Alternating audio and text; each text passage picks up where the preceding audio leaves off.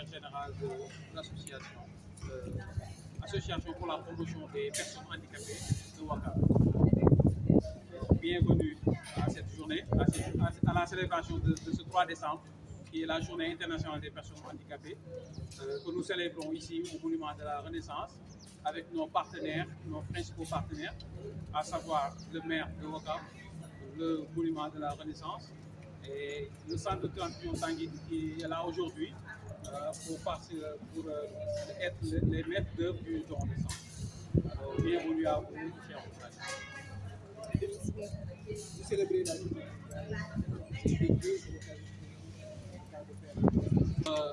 Cette journée est célébrée pour mettre en avant la personne handicapée. Parce que nous savons que nous avons une société où on a un autre regard sur la personne handicapée. Mais ces journées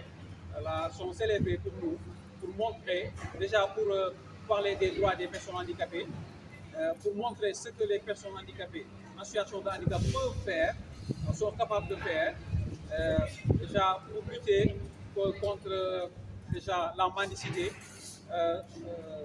mettre en avant la scolarisation des jeunes enfants en situation de handicap et promouvoir l'autonomisation des femmes, des jeunes et des adultes aussi, pour pouvoir se prendre en charge, voilà, pour participer au développement de notre pays.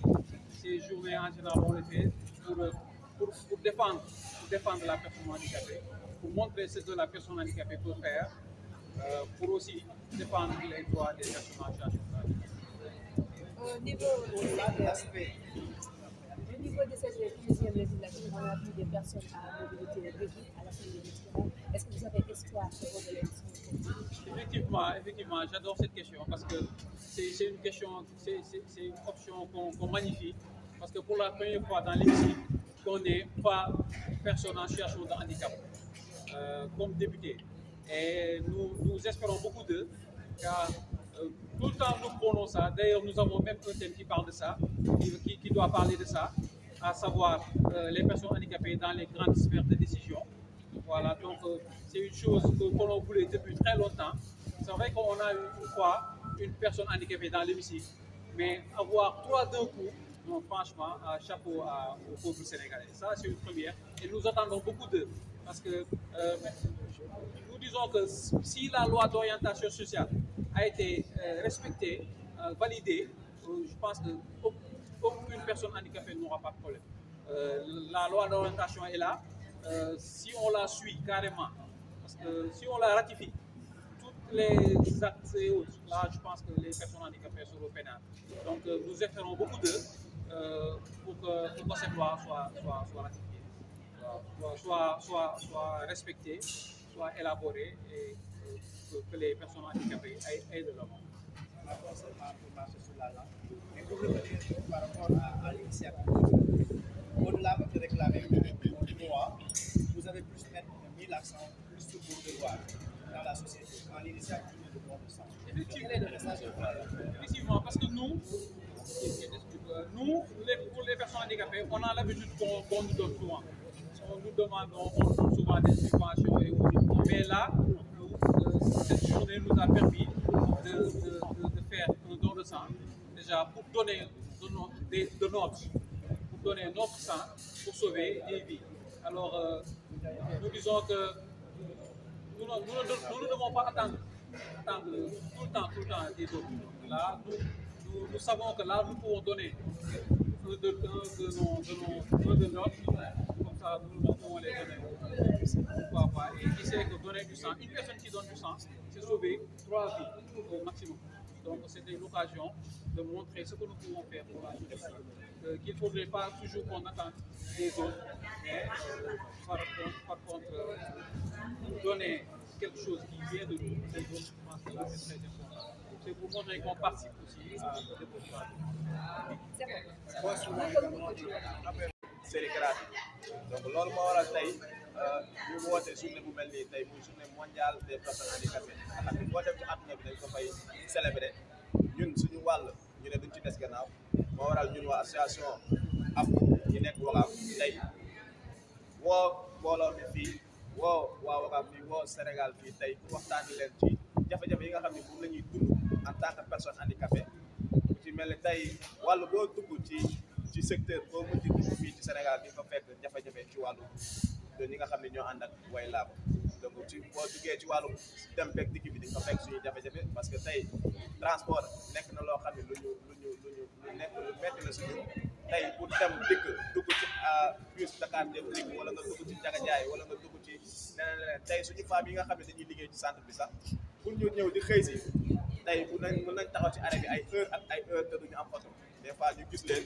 ñu ne la kii nga gis ko mu topp fauteuil roulant nga ne kii kat du ma tardel du ma jël temps wu lem fauteuil bi dugal ko yóbbu ko donc loolu jafe-jafe la ci wàllu transport tey boo jógee ci bus Dakar dem dikk yi nga xam ne wala nga gis Ndiaga Ndiaye fees gi muy fees tax nañ boo yoree sa fauteuil roulant wala nga yor sa bus bi pour nga dugg fa dafay nekk lu jafe tey bu ñu loolu benn la ci wàllu jafe-jafe yi nga xam ni dund nañ ko ci wàllum emploi tey am nañ ay personnes handicapées yu bëri yoo xam ni li ngi seen i lijaasa dem nañ ba jàng ba nekk ci haut niveau yi tey dese leen lu dul liggéey mais pour ñu insérer wu ci wàllu emploi day nekk ay jafe-jafe yu metti parce que bërëbu liggéeykaay peut-être bu si bëri bu ma ñëwee ànd ak samay fauteuil roulant wala samay beek yi on va dire que kii daf may sonal ci liggéeykaay bi wala boog li ma war a xalaat ci moom mu def ko ci liggéey bi du ko mën donc loolu aussi ci ay jafe-jafe la éducation bien vrai que on a l'éducation inclusive waaye tey école yi boo fa duggee da fay fekk suuf fekk fa xeer fekk fa ay classes yoo xam ne day am escalier donc yooyu yëpp mu nekk ay jafe-jafe yoo xam ni tey bés la boo xam ni dañuy yaakaar ni askan bi dañu may nopp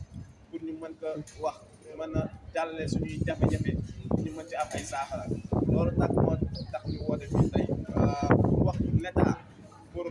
wax ñi nga xam ni ñooy les collectivités territoriales ñi nga xam ni ñoom la yàlla def ñu ci ay ndombal tànk ñu bàyyi xel ci loolu bàyyi xel ci suñuy jafe-jafe yi dund et ñu war ko mën a wàññi war ko mën a saafara ba tey bu ñu toogaatee beneen at di fere 3 décembre ñu mën a xam ni affaire yi kat am na changement am na évolution.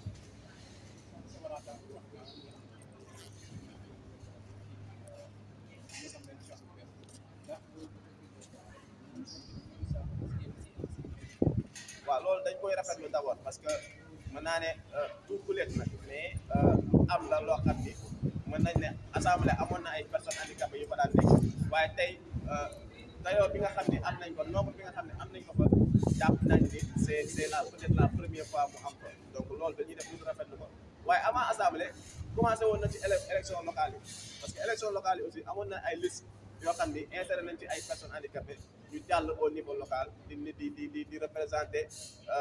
seen benn frange partie population foofu seen biir gox donc ñi nga xam ne nag ñoo nekk assemblée dañuy am yaakaar ci ñoom di leen ñaax aussi ñu xam ni ay personnes handicapées lañ d'accord dañu war a défendre les intérêts des personnes en situation de handicap mais d'abord ay sénégalais lañ yeneen question yi nga xam ne aussi moo lié suñu réew lié dëkk bi ñu war a am développement dëkk bi ñoom it aussi ñu utal seen bopp ay barrières mais aussi nañ leen aussi defal jumtukaay yoo xam ni dinañ mën a nekk assemblée nekk fa à l'aise mën a bu ñuy dem di défendre les causes yi nga xam ne moo leen ko yóbbu ñu mën ko def ci anam bu mu waree et aussi ñu gën a waat bàyyi xel loi d'orientation sociale tey am na yu voté nañ ko rek yenn yi ñu def ko droit li yenn yi kenn demeewul comme ni mu war a demee nañ ci taxaw aussi ba loi bi au maximum li ci xam moom lañ ci xaatim yëpp ñu voté ko bind ko nga xam ne dañ ko mën a am adaptation bu am solo ñu mën ko doxal ci suñu réew donc dañ leen di encourager rek di leen wax ni ñi ngi seen gannaaw ak parti boo mën di far ak boo mën di àndal ak boo mën di àndal jàppal ni yow la fa indi mooy benn franche parti boo xam ne dañuy faral di leen fàtte te ñoom nga fa teewal donc ñooñu dañ leen di encourager rek di leen wax ni ñi ngi seen gannaaw ñoom nañu xam ne ñooñu fa nekkal te dañuy ñaan aussi bu subaa mu am yeneen mën nañu am ay ministre en situation d'handicap mën nañ am ay PCA en situation d'handicap mën nañ am leneen ak leneen parce que